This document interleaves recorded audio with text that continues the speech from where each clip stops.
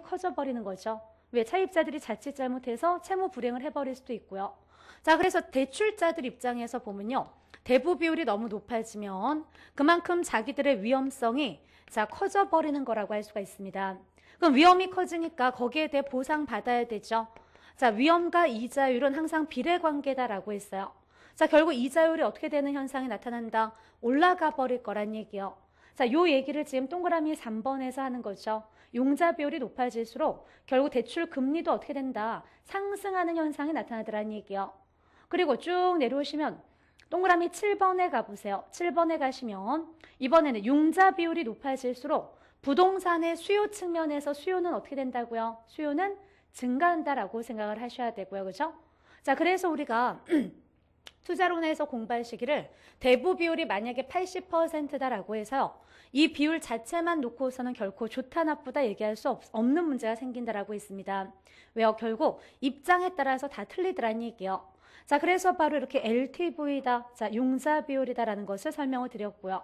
오른쪽에 3번에 가시면 자, 총 부채 상환 비율이다, 자, DTI다라는 것을 자, 지금 설명하고 있는데요. 자, 얘를 가리켜서 우리가 총 부채 상환 비율, 그죠? 얘를 자, 일명 이제 DTI다. 자, 그래서 정부가 이 부동산 가격이 결국 폭등하고 자금을 그죠 굉장히 많이 이제 조달할 수 있는 것을 제한하기 위해서 자, 서울 수도권을 기준으로 해서 이 DTI 규제라는 것을 하고 있더란 얘기요. 요즘 이제 경기가 안 좋아지니까 이 DTI를 이제 계속해서 이제 완화시킬 것이냐 이런 것들이 계속 이제 그죠 논쟁의 핵심에 있는데요. 자, 이 DTI라는 것은 뭐죠? 앞에 LTV는 주택담보 비율이죠. 부동산을 담보로 해서 돈을 얼마까지 그죠 빌릴 것인가. 근데 이 DTI는 그 사람의 소득이라는 것을 가지고 대출금을 제한해 버리겠다라는 겁니다. 그래서 자, DTI 비율이라는 것은 그 동그라미 1번에 보시면 자, 총부채 상환 비율이랑 갑이 매년 갚아야 될 대출 원리금이 연간 그 갑의 소득에서 차지하는 비중이 얼마인지를 나타내는 비율이래요. 즉 갑의 자, 총부채 상환 비율은 자, DTI라는 것은 자, 어떻게 계산을 한다? 그 사람의 자, 소득에서 그죠? 전체 연소득이라면 그 사람의 소득에서요. 이 원리금 그럼 1년 동안에 나가는 자, 얘도 그럼 연이다. 뭐 월이면 둘 다 월이어야 될 것이고요.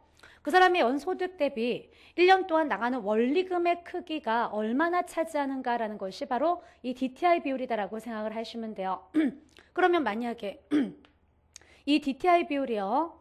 40%를 넘지 말아라. 그죠? DTI 비율 40%를 넘게끔 자, 대출을 그죠? 받지 못하게 제한을 한다라면 40%면 여기 얼마였죠? 0.4가 되죠. 그죠? 40%를 넘지 말아라. 근데 그 사람의 소득이 만약에 5천만 원이었대. 연봉이 5천이다. 그러면 이 사람은요. DTI 비율 요 40%를 넘지 않기 위해서 결국은 1년 동안의 원리금, 나가는 원리금이 얼마를 넘어서는 안 된다라는 거죠. 결국 얘랑 그죠? 곱하니까 얼마예요? 2천만 원, 그죠? 2천만 원을 넘지 못하게 제한해버리겠다라는 얘기요. 자, 그래서 소득을 기준으로 제한하는 것이 총부채 상환 비율이다, DTI 비율이다라고 얘기를 할 수가 있습니다. 자, 그래서 바로 지금 보시면요. 만약에 자, 갑이라는 사람과 을이라는 사람이 있는데요. 자, 갑의 연봉이 5천만 원이고 을의 연봉은 자, 1억이다라고 할게요. 이때 이 사람 둘 다요. 1년 동안에 나가는 원리금의 크기가 둘 다 그럼 2,500만 원이었대요. 그러면 결국 갑의 DTI 비율은 몇 퍼센트라는 거죠? 자, 결국 5천만 원에서 2,500이 차지하는 비율이니까 갑의 DTI 비율은 50%예요. 그런데 을의 DTI 비율은 몇 퍼센트죠? 25%밖에 안 되는 거죠. 자, 따라서 DTI 비율이 낮을수록 좋은 거죠. 자, 그 사람의 DTI 비율이 훨씬 낮을수록 뭐가 더 크다? 소득이 훨씬 더 높다. 감당할 수 있는 능력이 더 크다라는 걸 의미합니다. 또는 원리금이 훨씬 더 적게 나간다든지, 그죠? 자, 그래서 DTI 비율이 낮을수록 훨씬 더, 자, 그 사람이 감당할 수 있는 능력이 더 크구나라는 것을 의미하는 것이 바로 이 DTI 비율이다라고 얘기를 할 수가 있어요. 그래서 동그라미 2번에 DTI는 담보대출을 받은 갑이 은행에서 빌릴 자, 돈을 갚을 능력이 되는지를 갑의 월 또는 연소득으로 따져서 대출 한도를 자, 정하고자 하는 의미에서 나온 수치이다. 자, 따라 3번에 DTI 비율이 낮다라는 것은 DTI 비율이 훨씬 더 낮다라고 하면요. 자, 그것은 갑이 매년 갚아야 되는 원리금이 적거나 또는 갑의 연간 소득이 어떻다고요? 더 크다라는 것을 의미하는 거죠. 즉 소득에 비해서 대출 규모가 훨씬 더 작다라는 것을 의미하더라. 자, 그래서 바로 이렇게 내 소득에서 나가는 원리금을 제한하겠다라는 것이 바로 DTI 비율입니다. 그런데 지금 여기서 보시면 이렇게 DTI 비율, 그죠? 결국 그 사람의 소득에서 자, 원리금이 나가는 비율을 제한하겠다. 이게 바로 DTI 비율이래요. 근데 요 식을 잠깐 보시면 이렇게 이제 자, 분해시켜 보면요. 결국 그 사람의 소득 대비 원리금은 뭘 원리금이라고 하죠? 원금과 이자 합쳐진, 그죠? 근데 이 원리금을 계산할 때 우리가 일요일날 그죠? 투자론 공부하실 때요. 화폐의 시간 가치를 계산하는 방법에 대해서 공부를 하셨어요. 그때 자, 이 원리금이라는 것을 계산할 때는 자, 뭘 사용해야 된다라고 했죠? 원리금을 계산할 때 바로 저당상수라는 것이 원리금을 계산할 때 사용하는 개념이었었습니다. 그죠? 그러니까 이 원리금은 그럼 어떻게 구할 것인가? 이렇게 구하면 되겠죠. 그 사람의 융자금, 그죠? 그 사람이 빌린 돈, 저당 대부액, 융자금 곱하기 뭘 하면 저당상수를 해버리면 곱하면 결국은 뭐가 된다는 뜻이죠? 원리금이 되더란 얘기예요. 그죠? 자, 그래서 바로 이런 식을 가지고 자, 계산하는 문제가 자, 또 출제가 되기도 했었습니다. 그러니까 이 소득과 그죠? 소득과 저당 상수를 다 주고 DTI 비율을 줬어요. DTI 비율을 주면서 그럼 이 사람이 결국은 그죠? 자, 대출 받을 수 있는 융자금의 크기가 얼마냐라는 것이 이제 출제가 또 되기도 했었습니다. 자, 다 이쪽으로 이렇게 넘겨서 결국 자, 이렇게 융자금이라는 것을 계산을 하시면 되는 거죠. 그러니까 결국 만약에 예를 들어서 자, 여기가 지금 소득이 5천이다. DTI 비율은 그럼 40%를 자, 넘지 말아라. 0.4 이런 식으로 준다는 얘기요. 그래 놓고는 융자금이 얼마냐? 그럼 저당상수라는 것도 당연히 문제에서 주겠죠. 그럼 우선은 얘네 둘을 자 계산을 하면 결국은 요 값이 얼마를 넘어서는 안 된다는 뜻이라고요. 2천만 원을 그죠? 넘어서는 안 된다는 뜻이잖아요. 40%를 넘지 않으려면 그죠? 자, 그러면 이때 저당상수 줄 거 아니에요. 그죠? 저당상수가 만약에 10%다. 0.1 이렇게 이제 문제에서 줘요. 그러면 아, 융자금 곱하기 저당상수가 지금 2천만 원이란 뜻인데 결국 이 저당상수가 0.1이라면 얘를 이쪽으로 넘겨버리면 융자금만 남는 거죠. 그럼 결국은 어떻게 되는 거야? 융자금, 그 사람이 빌릴 수 있는 최대 금액.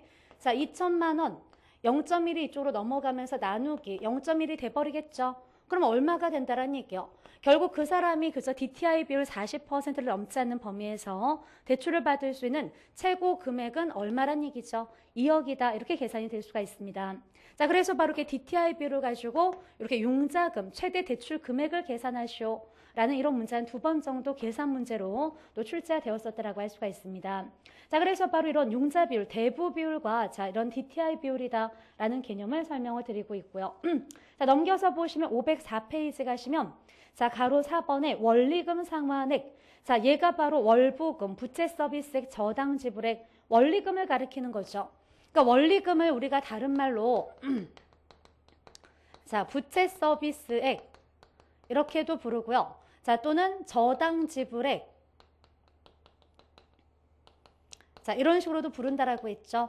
얘도 역시 다 투자론에서 공부를 하셨어요. 자, 그래서 바로 원리금을 가리키더라. 그런데 동그라미 3번 지문 가시면요. 일반적으로 대출 상환 기간이 길수록 자금 수요자는 매번 상환 부담이 가벼워져서 부동산 수요가 증가할 거래요. 자, 결국 우리가 1년 빌린 것과 돈을 자, 10년 대출을 받았다.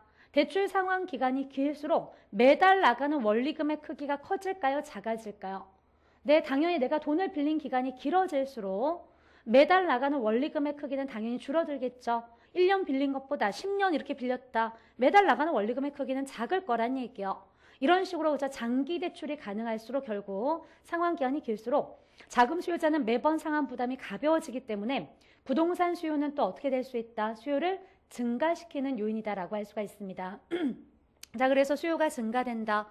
자, 그래서 부채 서비스액, 저당 지불액이라는 표현은 원리금을 가리키고요. 이런 원리금은 결국 자, 원리금 균등 분할 상환이다라고 했을 때 뭘 이용해서 계산하신다고요? 저당 상수다라는 것을 가지고 자, 계산을 하실 수가 있습니다. 자, 그리고 이제 가로 5번에 직접 금융과 간접 금융이다라는 것으로 가보시면요. 자, 금융을 크게 또 두 가지로 구분을 하면 자, 직접 금융이 있고 간접 금융으로 구분을 할 수가 있대요. 자, 직접 금융과 간접 금융의 차이는요. 중간에 은행과 같은 금융기관을 끼고 돈을 빌리느냐 아니면 자금의 수요자와 공급자와 직접 거래를 하느냐라는 차이다라고 생각하시면 돼요. 자, 그러니까 자, 내가 친구한테 직접 돈을 빌리는 것, 친구한테 바로 돈을 빌리는 것은 무슨 금융에 속하는 거죠? 직접 금융에 속할 거란 얘기예요. 자, 그래서 우리가 보통 대표적으로 이런 주식이나 자, 채권, 자, 이런 것들을 통해서 자금을 조달하는 것은 다 직접 금융이라고 생각하셔야 돼요. 그런데 우리가 저당 대부처럼 저당을 설정하는 자, 저당 대부 같은 것은 은행을 통해서 자, 대출을 받으시는 거라 그랬죠. 자, 은행은 예금주들한테 돈을 받은 거잖아요. 그죠? 그럼 예금주들한테 받은 돈을 내가 은행이라는 중개기관을 끼고 돈을 빌려오는 거죠. 근데 그 돈이 누구 돈인지 알아요? 모르죠. 그죠? 이런 경우로 은행을 끼고 돈을 빌리는 것은 다 우리가 무슨 금융이냐면 자, 간접 금융이다라고 생각을 하셔야 돼요. 그러니까 내가 쉽게는 그죠. 친구한테 돈 빌리면 이건 직접 금융이지만 자, 은행에서 돈을 빌리시는 것은 무슨 금융이라고요? 간접 금융이다라고 생각을 하셔야 됩니다. 자, 그래서 바로 금융을 직접 금융과 간접 금융이다라는 것으로 다시 구분을 할 수가 있네요. 우리 일반인들이 보통 은행을 통해 자금을 조달하시는 것은 간접 금융이다라고 생각을 하셔야 되고요. 자, 거기에 6번에 내려가시면 금융을 지분금융과 부채금융으로 또 구분을 할 수가 있대요. 자, 자, 지분금융과 부채금융이다라고 하면요. 뭘 나타내느냐. 자, 이렇게 우리가 부동산이 있으면요. 이 부동산을 담보로 자금을 조달해 쓰는 것을 저당이다. 또는 뭐 저당 대부 뭐 이렇게 이제 표현